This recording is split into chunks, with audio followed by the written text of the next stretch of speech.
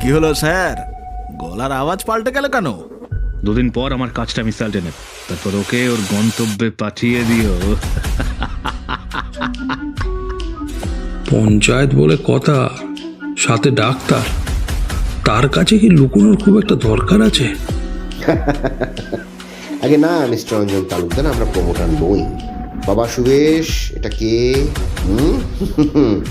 তোমার বসকে ধরার সাধ্য যে আমাদের নেই। আপনি চিন্তা করবেন না স্যার, এর মুখ থেকে কিভাবে কথা বের করতে হয় তা আমার খুব ভালো করে জানা আছে।